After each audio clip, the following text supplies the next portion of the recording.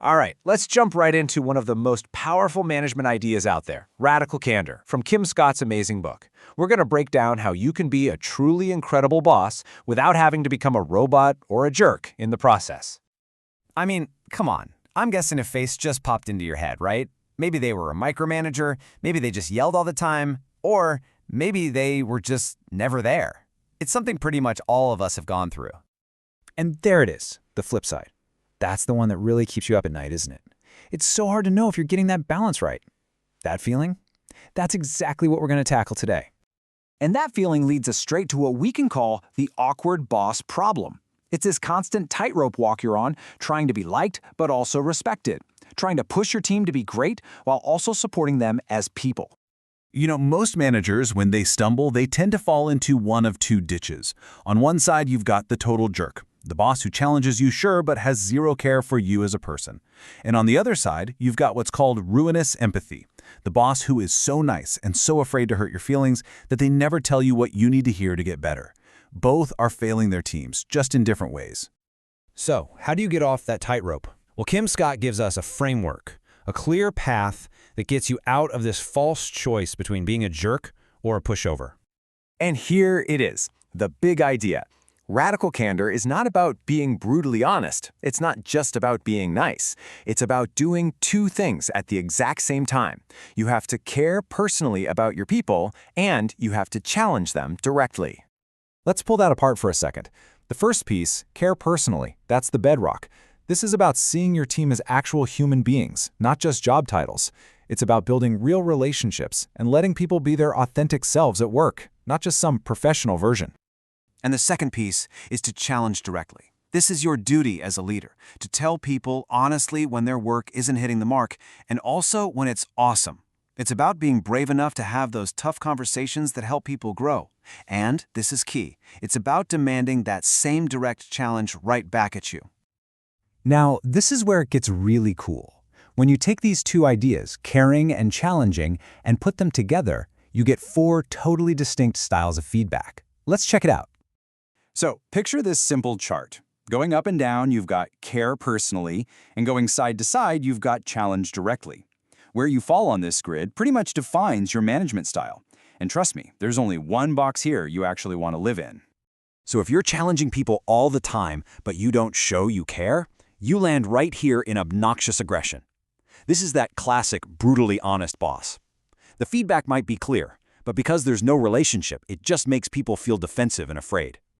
Now, what if you care a ton, but you never challenge anyone? You're stuck in ruinous empathy. And this one is so tricky because it feels nice. You're avoiding conflict, but it's actually really harmful. You're letting people underperform, and that silence eventually leads to way bigger problems. It's praise that isn't really earned, or silence when honesty is desperately needed.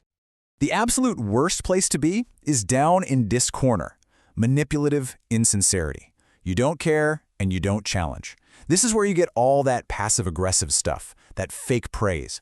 It's totally toxic because no one can trust a single word you're saying. And finally, we get to the goal. When you can care deeply and challenge directly at the same time, you hit the sweet spot, radical candor.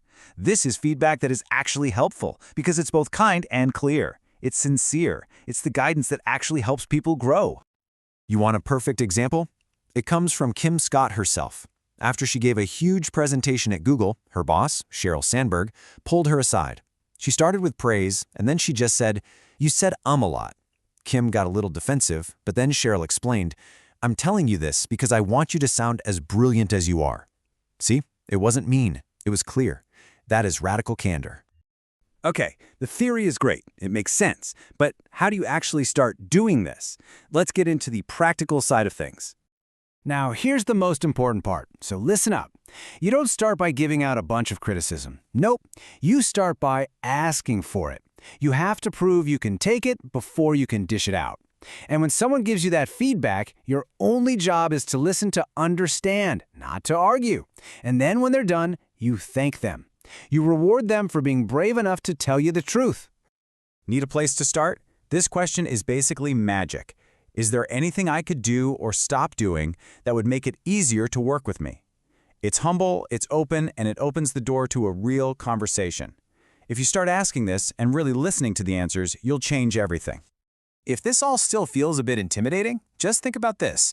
If you saw your coworker walking around all day with their fly down, you'd tell them, right? Of course you would. You wouldn't say nothing to spare their feelings. That's ruinous empathy. And you wouldn't shout it across the office. That's obnoxious aggression. You just pull them aside and quietly let them know. That's all radical candor is. It's just being a decent human.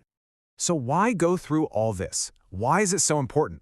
Because this isn't just about being a nice boss. This is about being a boss who actually gets results. This quote from the book just nails it.